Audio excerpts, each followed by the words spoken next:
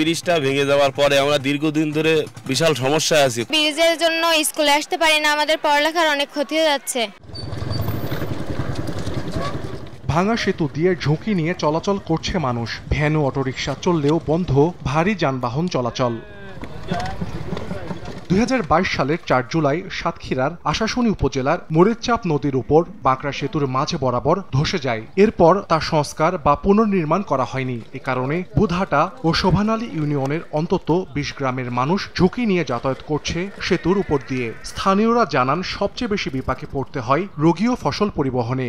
মালামাল আনা যায় না, খালি ভ্যান ঠেলে ঠেলে যাওয়া লাগে। ব্রিজের জন্য স্কুলে আসতে পারি না, আমাদের পড়ালেখার অনেক ক্ষতি হয়ে যাচ্ছে। ব্রিজটা ভেঙে যাওয়ার পরে আমরা দীর্ঘদিন ধরে বিশাল সমস্যায় আছি। যাতায়াত করার খুবই অসুবিধা হয়ে যাচ্ছে। ব্রিজটা খুব তাড়াতাড়ি হলে আমাদের একটু সুবিধা হয়। এই ব্রিজটা যদি দ্রুত সংস্কার না হয়, আমার ১০০ অধিক ছেলে মেয়ে কিন্তু পড়াশোনার থেকে অনেক পিছিয়ে যাবে।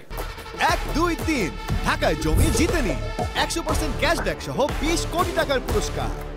২০১৬-২০১৭ অর্থ বছরে দুর্যোগ ব্যবস্থাপনা ও ত্রাণ মন্ত্রণালয় সেতুটি নির্মাণ করলে সংযোগ সেতু নির্মাণ হয় এলজিইডির প্রকল্পে। নতুন করে এলজিইডির মাধ্যমে প্রকল্প গ্রহণ করে সেতুটি পুনর্নির্মাণের আশ্বাস জেলা প্রশাসকের। ইতিমধ্যে আমরা সংশ্লিষ্ট দপ্তরে যোগাযোগ করেছি, তো একটা নতুন প্রকল্প নিয়ে অথবা এক্সিস্টিং কোনো প্রকল্পের মধ্যে অন্তর্ভুক্ত করে এই ব্রিজটি পুনর্নির্মাণ করা যায় কিনা সেটি আমরা দেখছি। খুব দ্রুত সময়ের মধ্যে এটি নির্মাণ করতে হবে, কারণ জনসাধারণের যোগাযোগের জন্য খুব কষ্টকর হয়ে যাচ্ছে ব্যাপারটা। আশাশুনি উপজেলা প্রশাসনের তথ্য মতে ৬০ ফুট দীর্ঘ ও ১৪ ফুট প্রশস্ত বাঁকড়া সেতু নির্মাণে ব্যয় হয় ৫৪,০০,৬৫০ টাকা।